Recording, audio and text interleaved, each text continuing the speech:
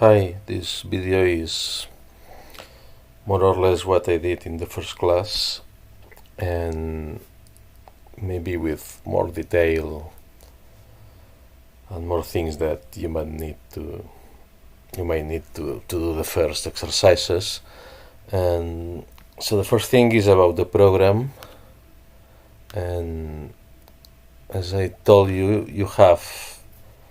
there are more options, but the main one is going to the official page for the R language, which is this one, and here you can download the program, and well, you have to choose the server, like Spain,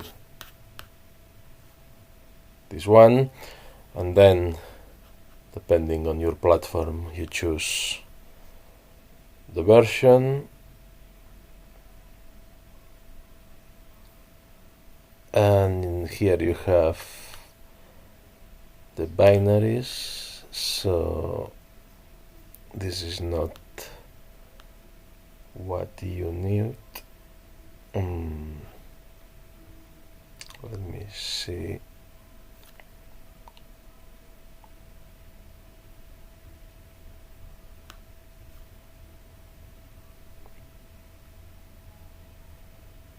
Okay, so here you have the installer for Windows. This is the last version, 4.04, and when you install this you get I think both versions, 32 and 64 bits, and after this you have the program, which I have installed, and this is the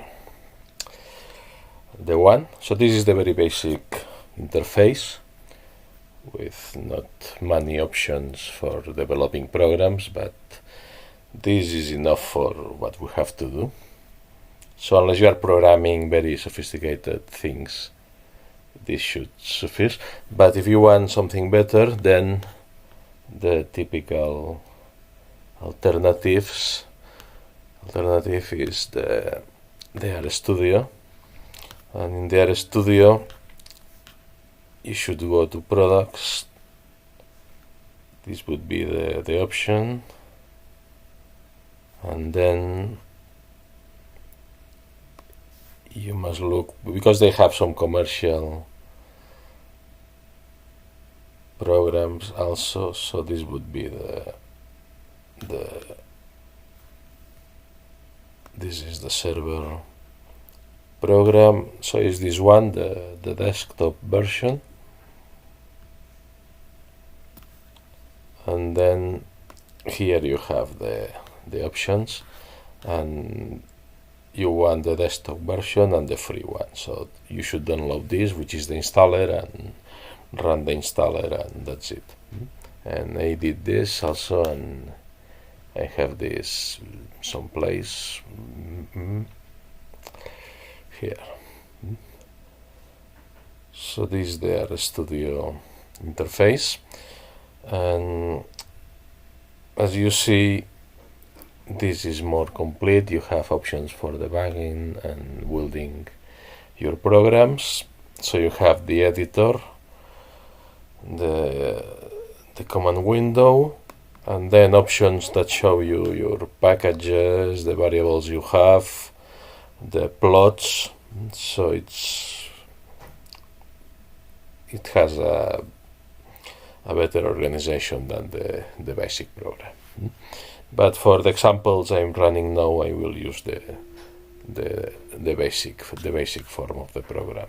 So that's it. So when you open the program, you have just the console where you can enter your commands, and then you see the output. And so one way to work is just using the console, but this is not convenient when you are doing something more more deliberate. And so if you want to work with scripts, you can just create scripts. So this is the editor part for the program. So what you do in the command window, you can do here 3 plus 5, and then to run here you can use Control R, which for one line is just executing the line, but you can select parts of the code and then run the parts of the code. And the Control R is very convenient, but notice that in RStudio it doesn't work. They have a button for this, or I don't know, another keys for that. And so this is the program, and this is the script way of doing things. And one thing is that your program in the command window, you can see that you are in some place in your disk by doing dir. So those are the files in the, so in that case is my desktop.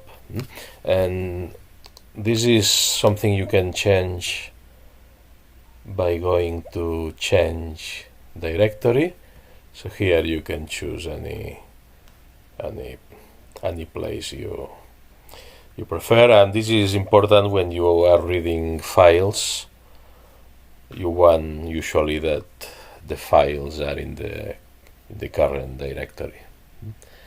If not, you have to give the whole path for the files. And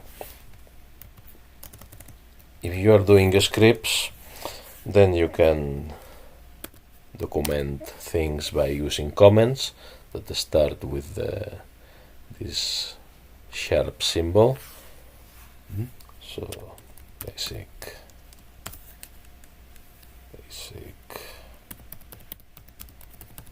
exercises. So it's convenient that you document your scripts.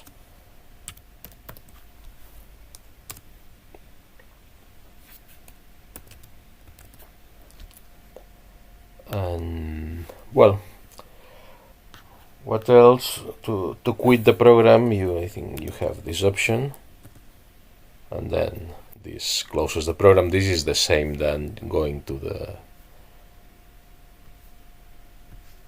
the window and closing the window. And when you close the program, it asks for saving things. One is the workspace image. This refers to the variables you have created in your session, and usually it's not convenient to do things in this way, so you don't want to save your variables this way. And the other thing is you didn't save, you have things that you haven't saved in your script. Now you could save them, and if not, this closes the program, and that's it. And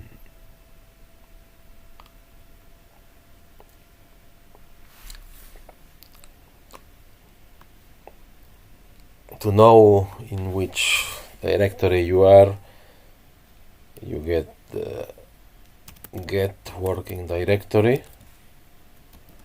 tells you the name for the directory, and then you can set the directory by giving some other address. And another thing is that when you open the program, you see a message that you have not seen in my program. And for this, if you go here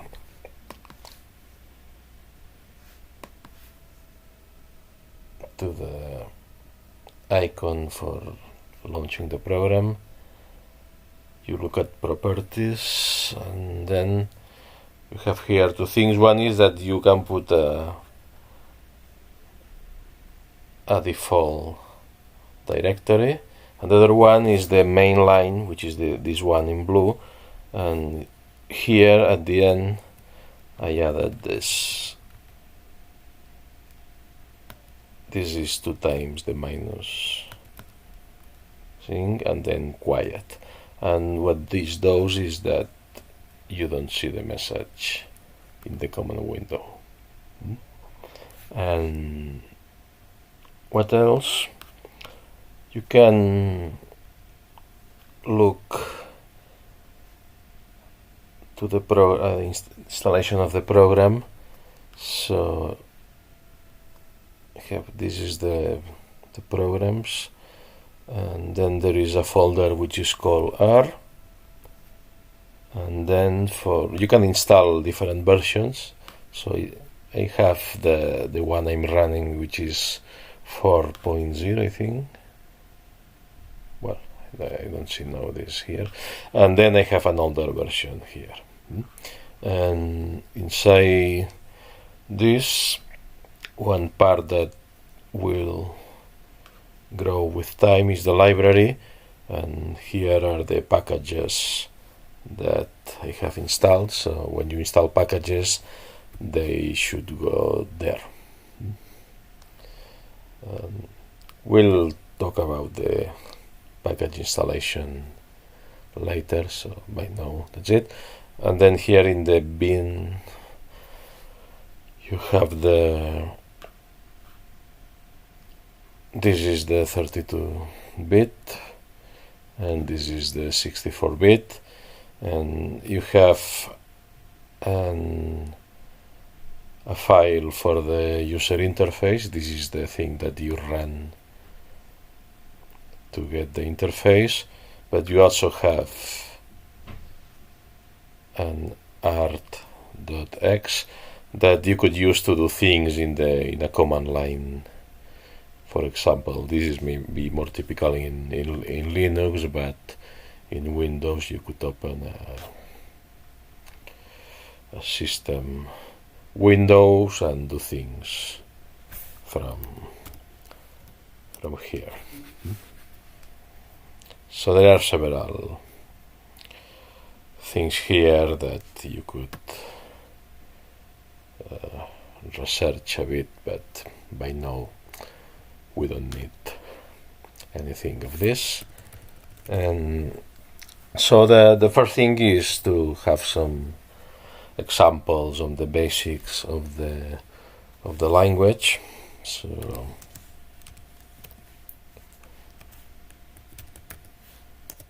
let's see.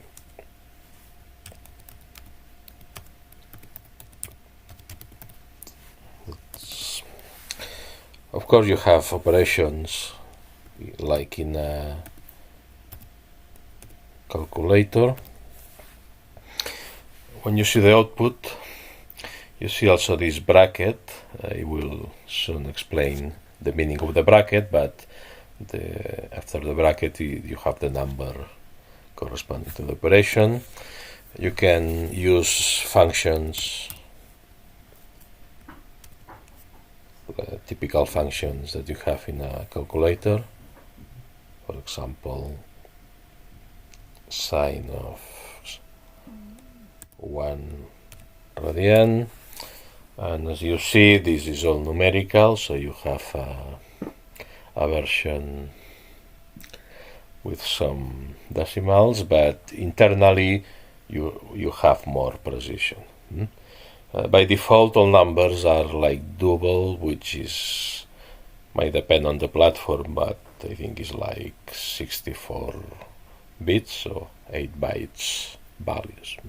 So you have more precision than the one you are seeing just here in the output. The number pi is called pi. The program is case sensitive, so you should be careful not mixing things. So pi all in lowercase, and this is a numerical approximation of the pi number.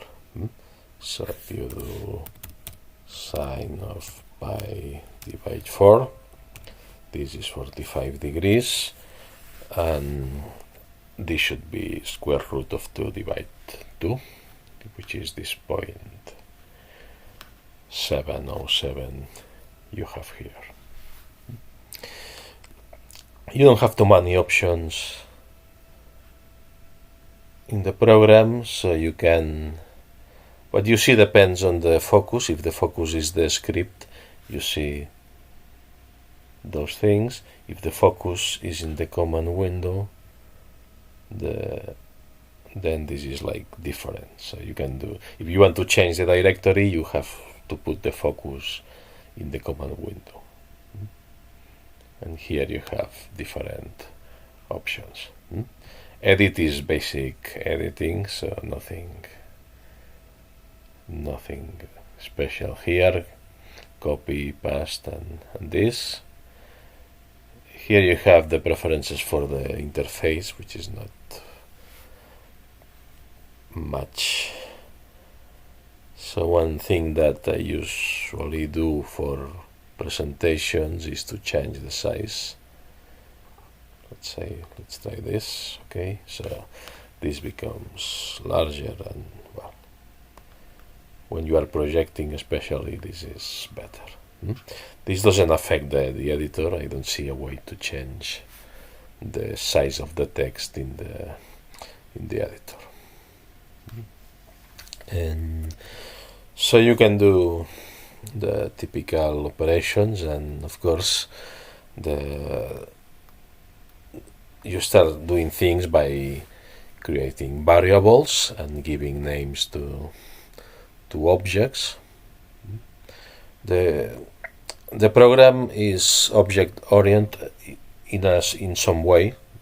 There are several ways to implement the object-oriented paradigm, and in that case all are objects, and you don't need to get into the details here, but we'll see a bit the different kind of things, of objects that we have. So to define a variable, you need a name for the variable, like x. Remember again that it's not the same lowercase than uppercase. And for a segment, you can use, and this is the recommended way to do it, the arrow, which is the less than symbol, and then the line, and then the value, like this. Other ways to do the segment, of course, are like y equal 3, and this does the same. So the recommendation is that you use the arrow, but you could do also with the more typical way to assign values. And one thing about the arrow is that you can do things in the other sense. First the value, then the arrow, then the variable controller. And so just this is defining variables, and then I can use them for plus y, multiply z, okay, or x squared, the power is typical way, plus z square, control R. So notice that I'm using the control R when the cursor is on a line. This line is execute. If I want to run several lines, I can select them and then control R, and you have all the output for all the lines.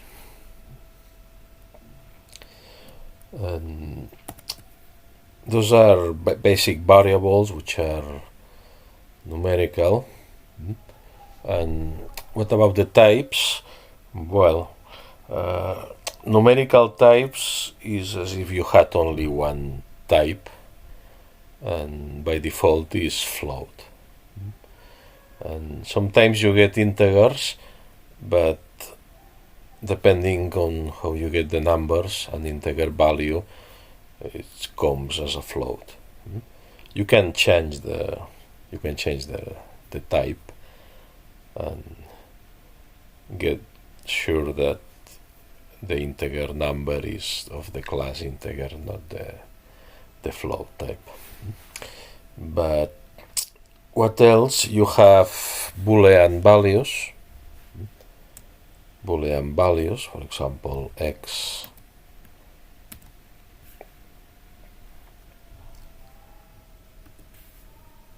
is 5, so this should be true. If I run this, I get true. The names for the Boolean variables are uppercase true and uppercase false. So y other than 5. Now this is false. And so you use this especially in control commands, but also, as we'll see, for selection inside vectors or matrices or arrays. And well, why the bracket here? Well, this is because the basic element, the basic object in R are the vectors. And a vector is just a list of values and all should be of the same type. And there are several ways to build vectors with more than one value. Of course, one value is just giving the assignment as I did before.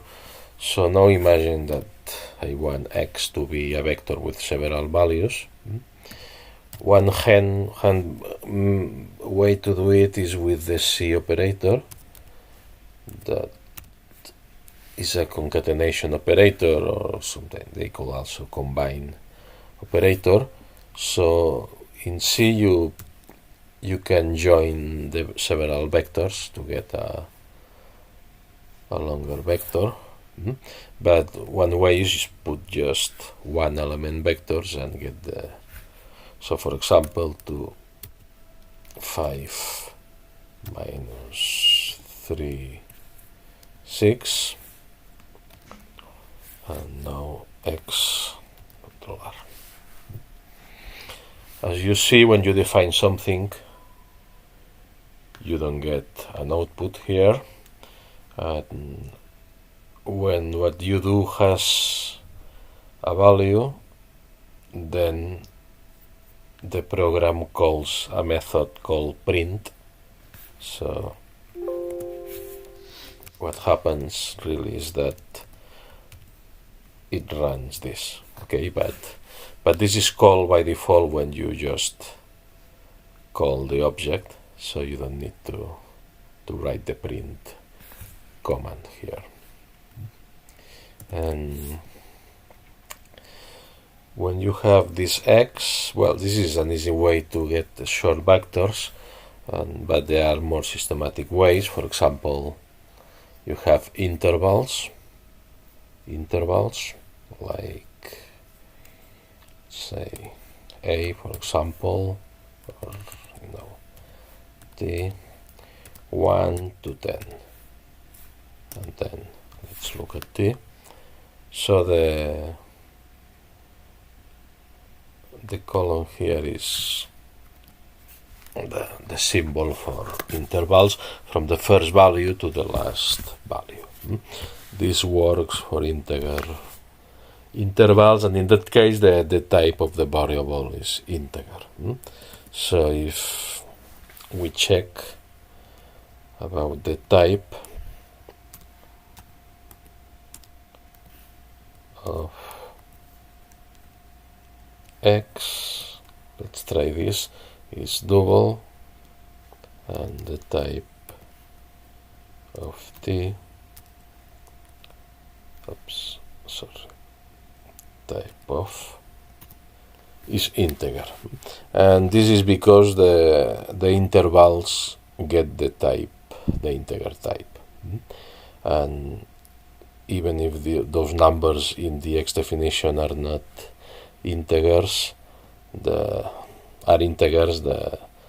type is double. And so those are ways to create intervals. And another way is to use the sec from sequence command that has a first value, a last value,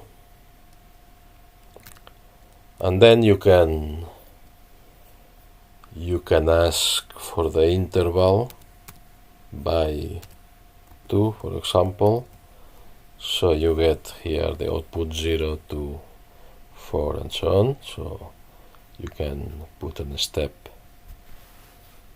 to get only this part, and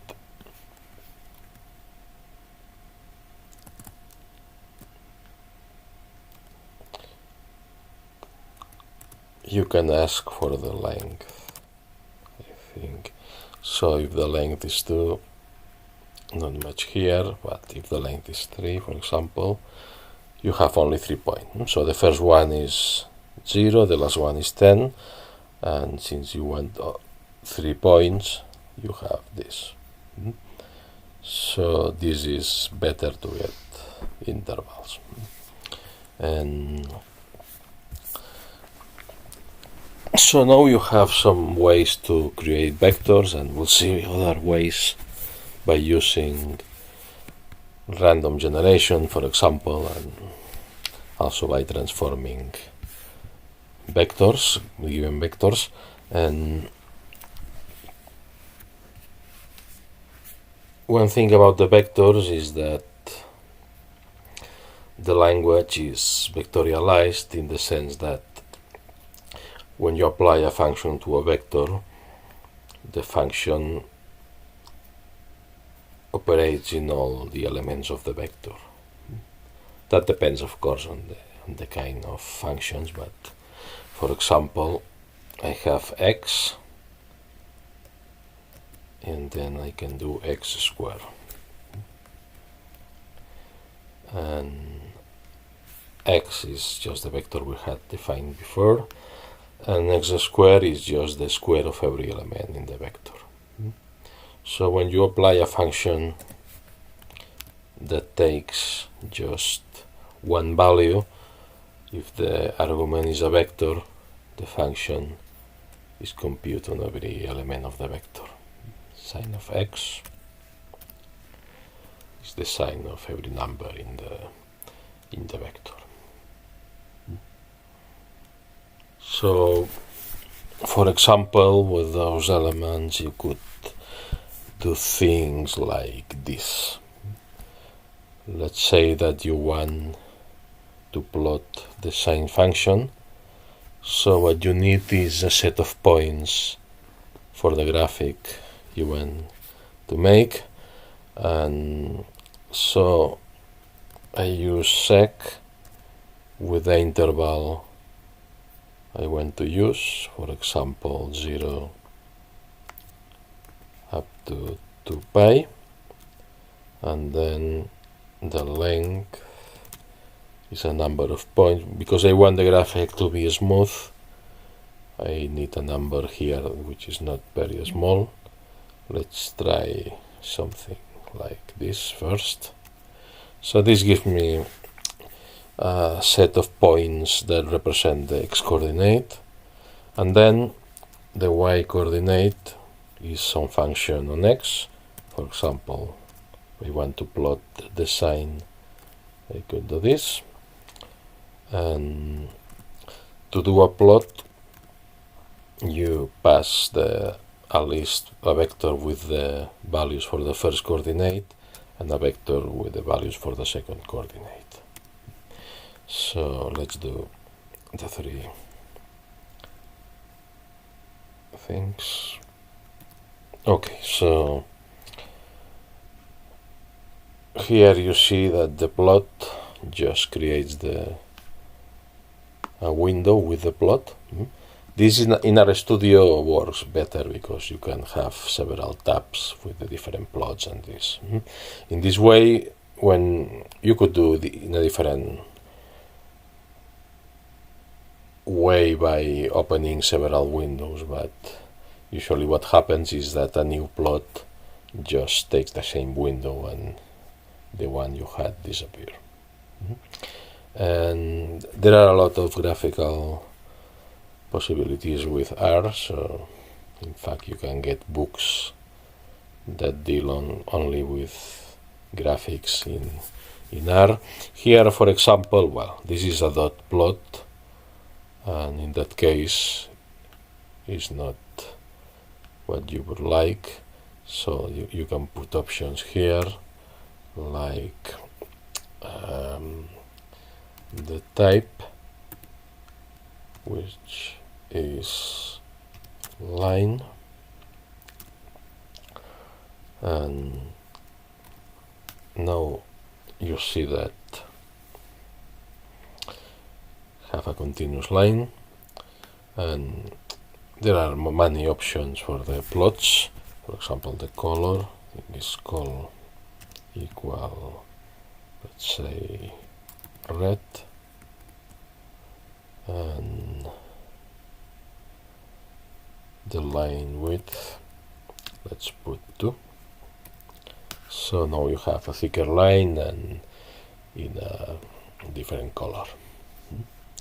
And you can see here that 20 points is not enough because you see the spikes here, and so you can change things like, no, say 60 points, Control R, and now you get a line which is smoother than before.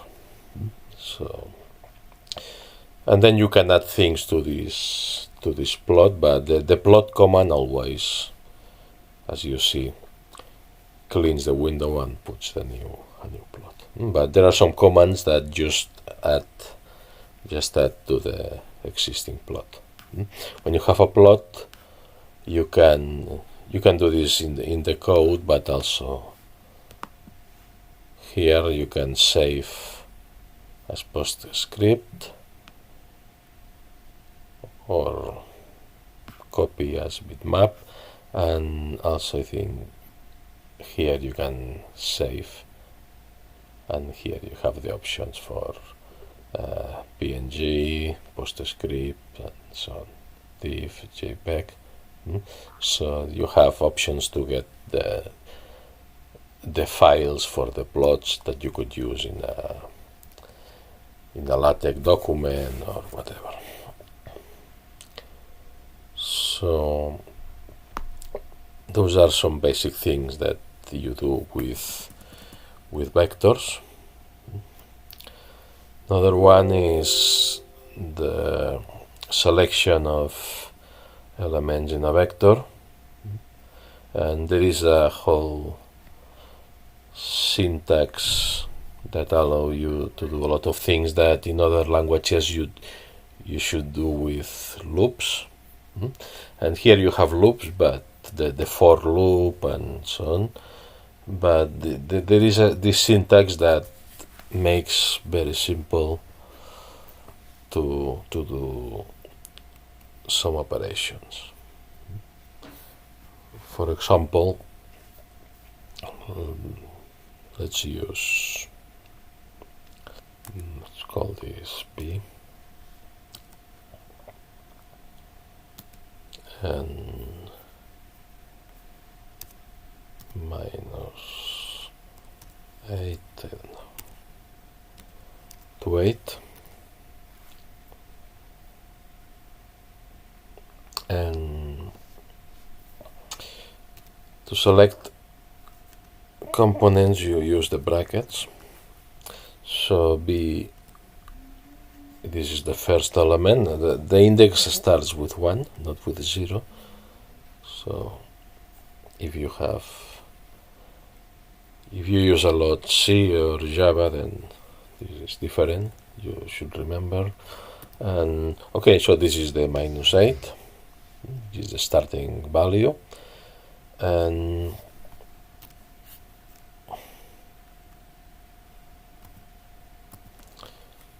if you ask any element, then you get the corresponding element, and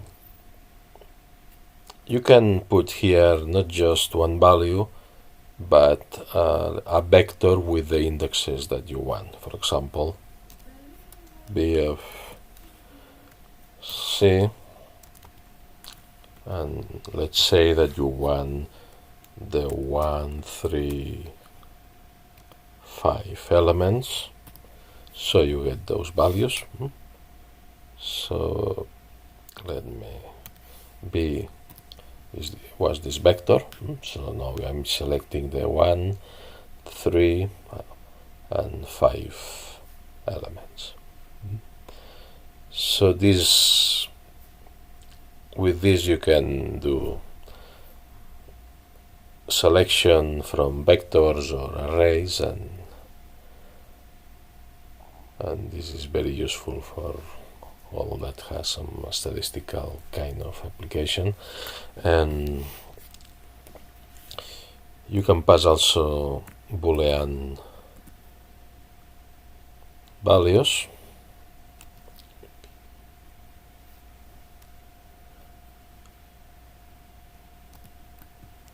And for example, notice that Boolean, then when true you take the element, and when false you omit the element.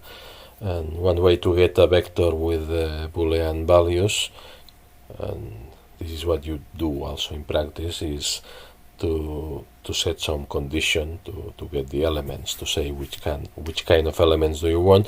So for example, if you try this is a test on positivity of the elements, and gets you a vector with that case the first elements are negatives and the last ones. And you could use this as a index, Control C, Control V, and now you have only the part of the vector that has positive elements. And notice that the length of the vectors are changing. When you want to know the length of a vector, you have the length function that gives you the length. The original vector is 17. But if you select only a part, that case is 8. So this is good when you are writing your own functions and you get a vector. You use length to know what length has the vector you got.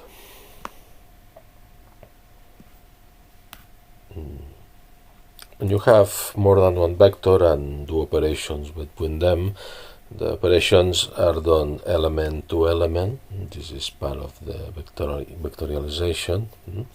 So for example, if you defined B1 to be from 4 to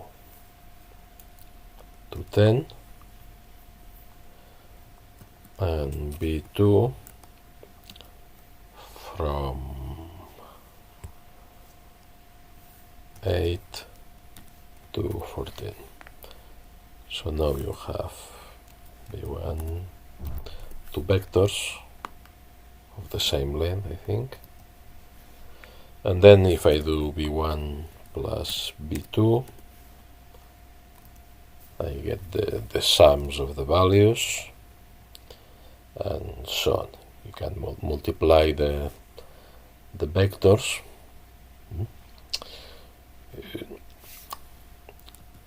Imagine that now I define a new vector that has a different length, like, let's say 1, 2. So this is a total vector. If I sum b1 plus w,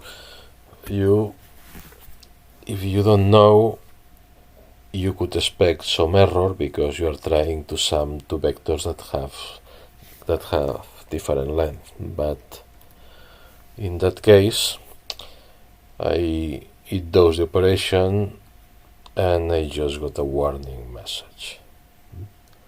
And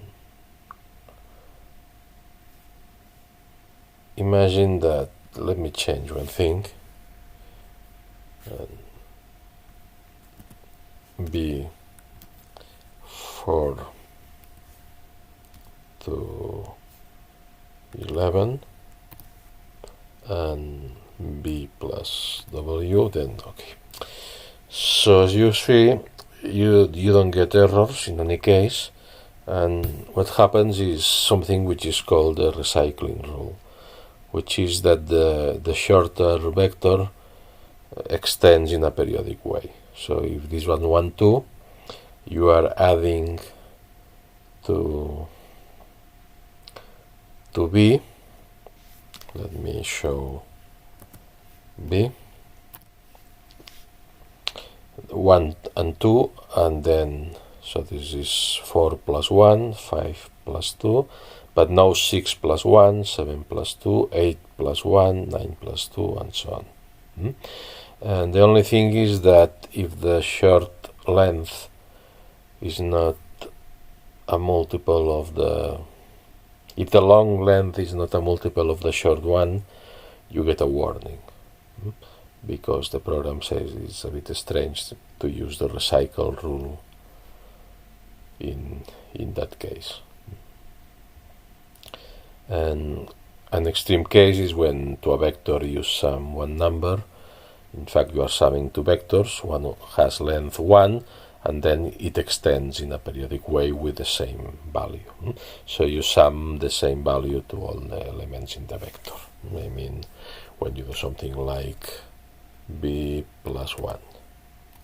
So you add 1 to every. But the mechanics is like the recycling thing again.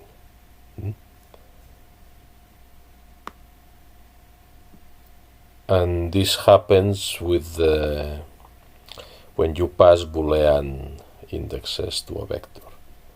If you only pass, for example, if I want only on B, the terms in the even positions, so you only need to put, so the first you don't want, and the second you want. And in that case, for the recycling of this false true, you get the second and the fourth, and so on. So this is again the recycling rule. So you should be careful with this, because sometimes there will be errors that don't show in an easy way, because the program does the computation even if the length don't match, and so on. Okay, so this is a bit of things about vectors. In vectors, all the elements must be of the same type. So what types we have? We have the numeric types, which are essentially integer, float. You have complex values also. Complex values. For complex values, x, for example, now, let's say z, you have to put the real part, let's say 1, and then the imaginary part, let's say 3, and the I, which is the imaginary unit. If the real part is 0, I think that you still should put the 0 in the real part. And if you want a real number to be considered like a complex number, then you need the 0i. So $, and now z square does the arithmetic with the complex. So you can work with complex numbers, which is, for what we do, not really necessary, but if you do things about signal processing, then you need Fourier transforms, and the complex numbers are important. And this is still in the numeric type, and then you have the Boolean type, and you have the string type, which here is called character, which are the text strings, like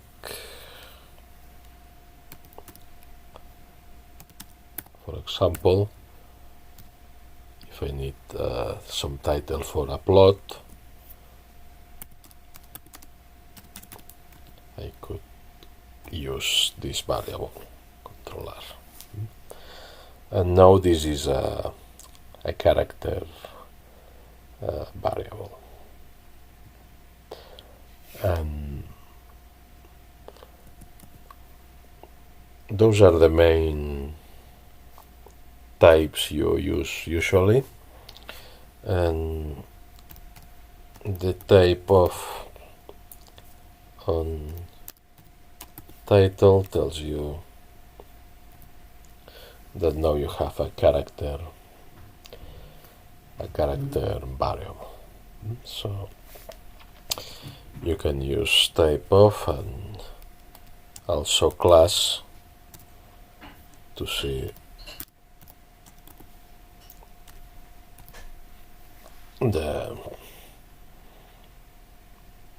type and class can be different depending on the things you are putting them, but no, is the same.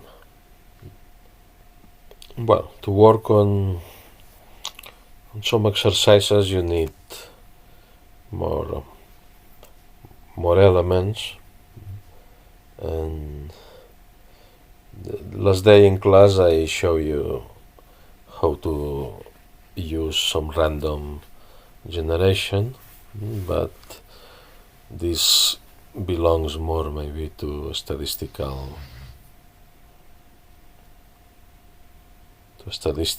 Okay, so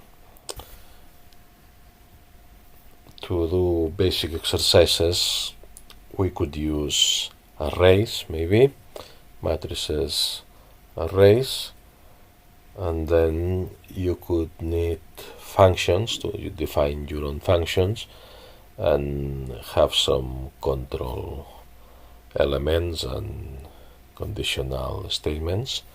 So those are the things that you'll use in the basic exercises we are doing at this first part of the course. And for arrays and matrices, you can define arrays with any dimensions, and the matrix is just one array that has dimension 2. But you can declare matrices in its own way, not with the array command. So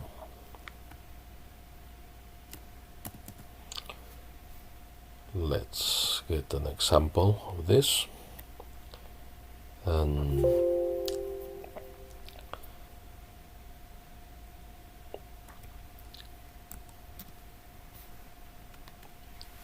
let's create a matrix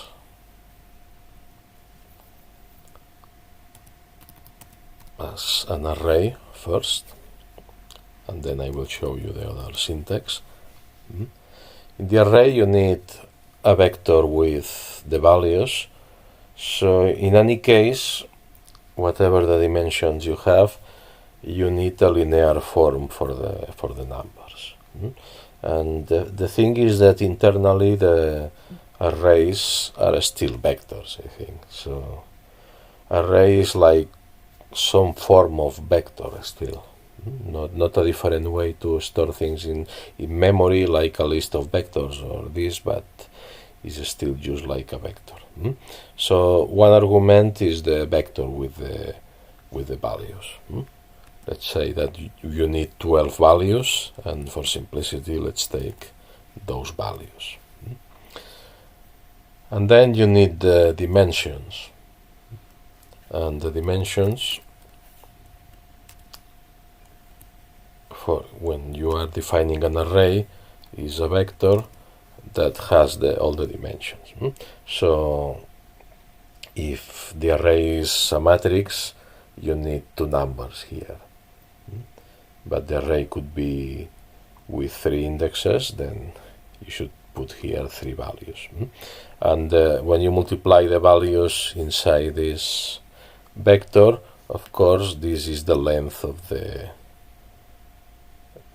vector that holds the data. So since this is 12, this could be 3 and 4. So this should define the matrix, and then this. And you can see here the matrix. So 3 is the number of rows and 4 the number of columns. And as you see, the numbers enter by columns. Okay, so you have 1, 2, 3 first column, 4, 5, 6, and so on. And I haven't seen a way to change this in the array, because I think for other dimensions maybe this doesn't make sense. But for matrices, you should be able to say, I want my vector go by rows or by columns, and you can do this with the matrix command that I will show you. Here, let's check the class of M. It says both matrix and array, because it knows that this is two-dimensional, so this is really a matrix. If you want to create a matrix as such, you can, I don't know, let's call it B matrix, and here you can enter a vector with the values as before, like, I don't know,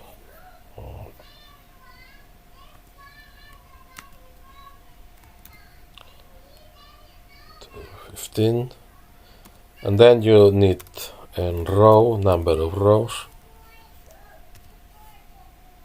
5, and you could put the number of columns, but I think it should be 15 divided 5, so I think you don't know this, so let's try first this. Okay, so this works, 5. You can ask number of col also, so how many columns, and as before, by default, numbers go by columns, 1, 2, 3, and so. If you want by rows, then you can ask, I think is by row equal true. So this is an argument that by default is false. And if you want the other way,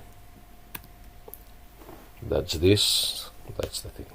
So now you go 1, 2, 3 per row, 4, 5, 6, and so on. So this is the way to define a matrix. Matrices have, and arrays in general, an access to indexes in the same way than vectors. So if I want the element 2, 3, so this should be second row and third column, this should be 6, so that's it. But then you can select parts of the matrix by using the intervals or vectors with indexes. For example, only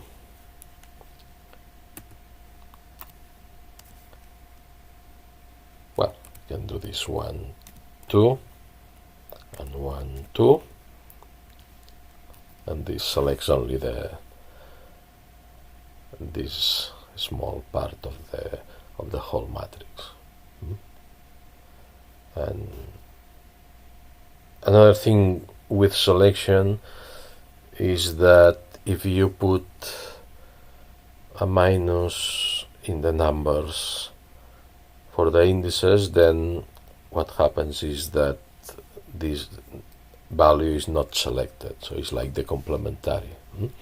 So if I want to take away let's say the second column and the last two rows, in columns I would say -2, and here it could be something, let me try, like minus and 4 and 5, so 4, 5, and let me see if this works.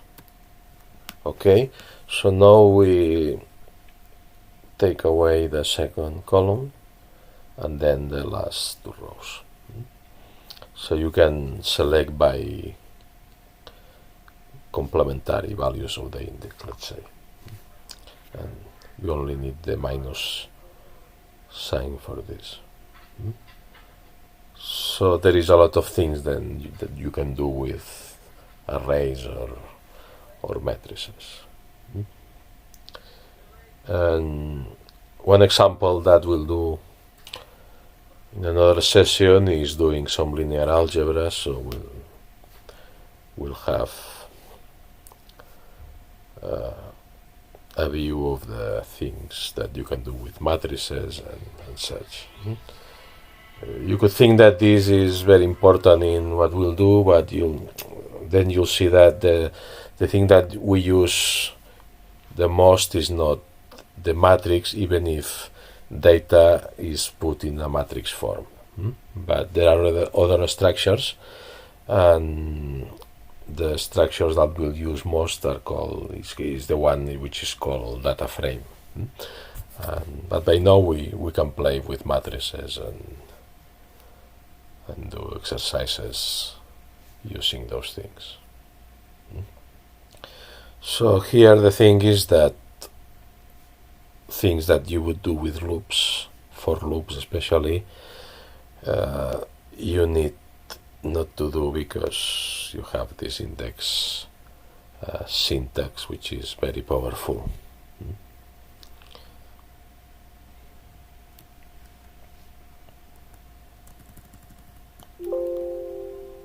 Other basic things that you could need are, well, one is functions, and you can define functions, and the syntax for this is you just choose a name for the function, like the sync, for example, and then you use the word function. Let's see, and here you put the arguments that you need, and you can put any name for this because they are like local. So X, for example, and then the computation that you do, if it's something very simple in only one line, only one statement or expression, then you need no special brackets or nothing. For example, divide X, Control R. So this has defined the function, and now sync of 3 gives me the value. If the function needs more lines, then you use the brackets, like f function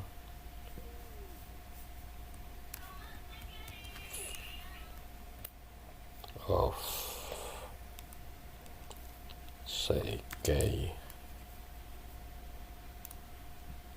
and x, and then open and close. And now I can write the different things I want to do with the variables, and the last expression is the one that goes out of when you call the function. You can also use the return word, especially if you want to go out in the middle of the computation. So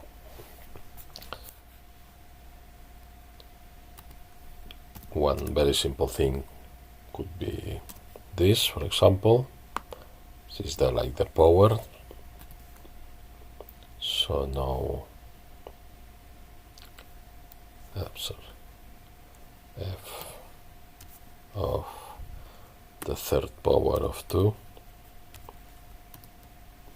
That's it, okay?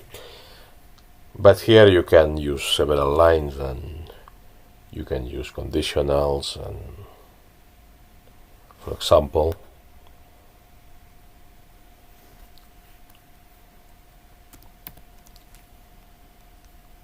if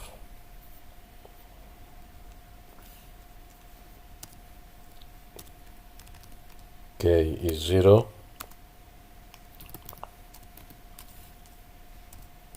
something like this, let me see, 1. So you have the if statement that has a Boolean expression here, and if the expression is true, then it runs the expression that follows, and if not, does nothing else, except if you use the else statement, then when the condition is false, you can run here other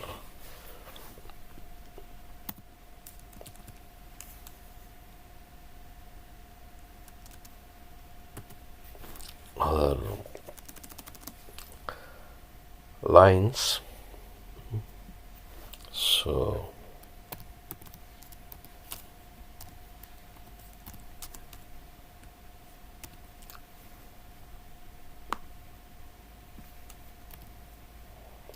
this is the new version,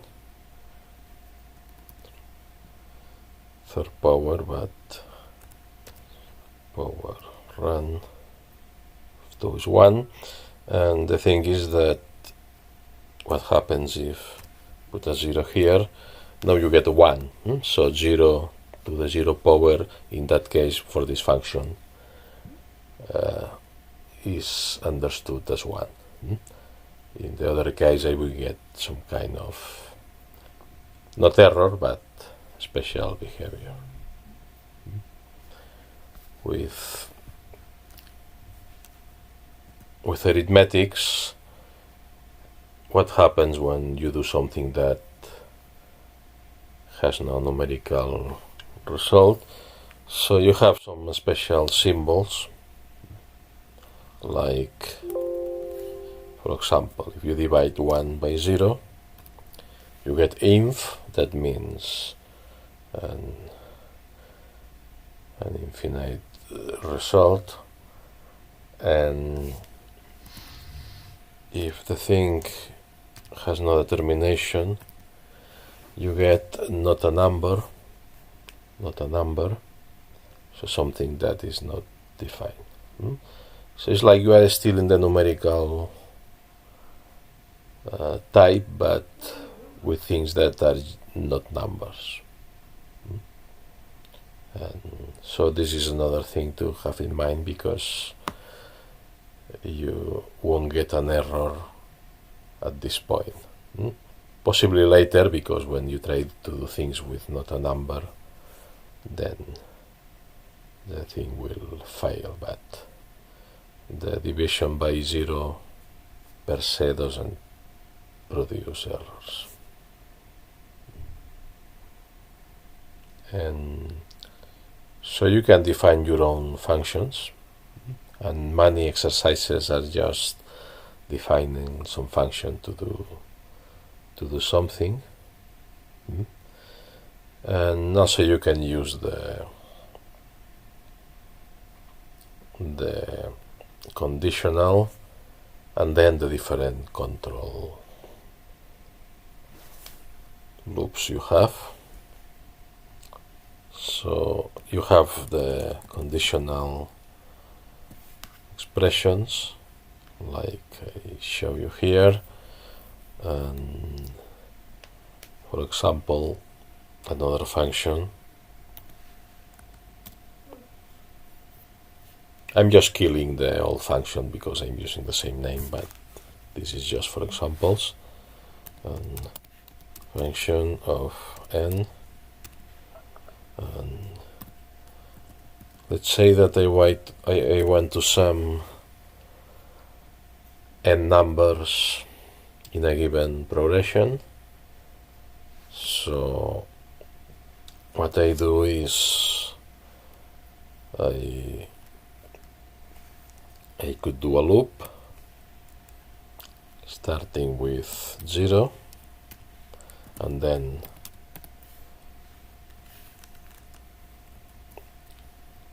for k in 1 to n. I don't need brackets for this because it's just one expression. S equal to S plus, and then I don't know what I want to sum, maybe 1 divide n, k, sorry. So this is the harmonic series. And finally, let's try this.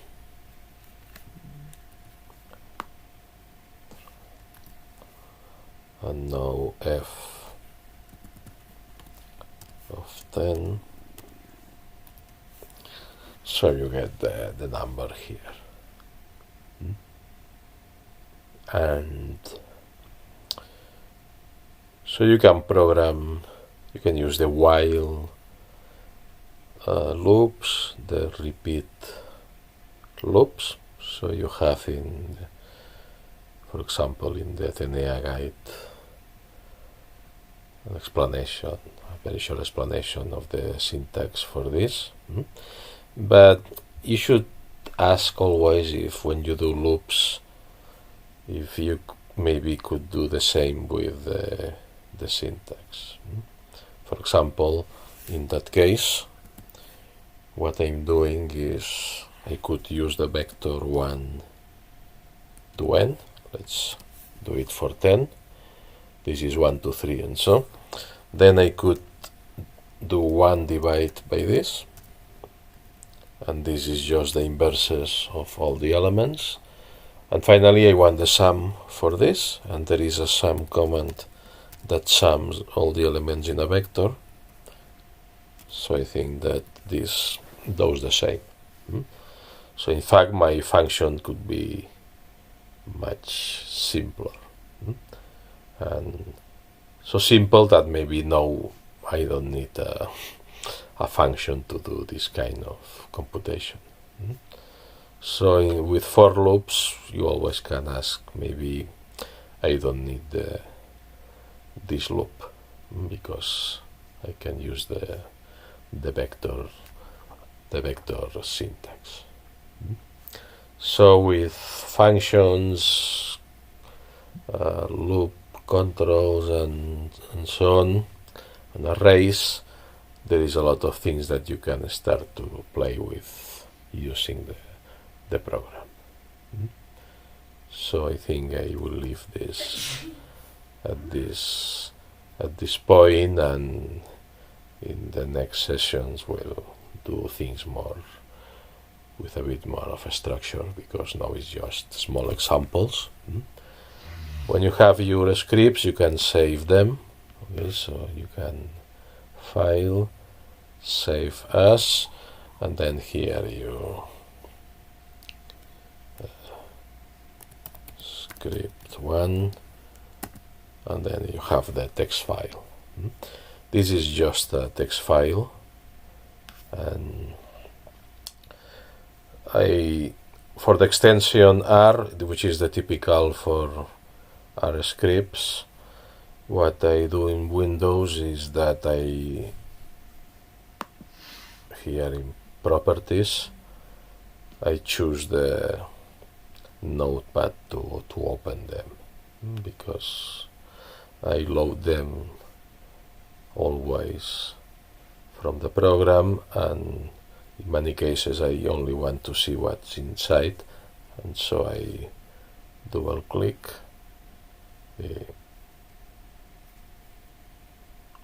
Now it has asked because I installed the RStudio recently, and the extension was like attached to the RStudio also.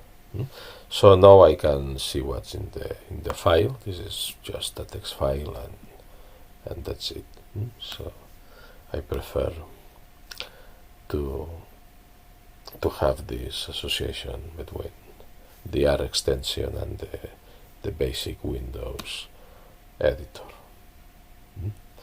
And of course, if you go out, I don't save this, and if I open here and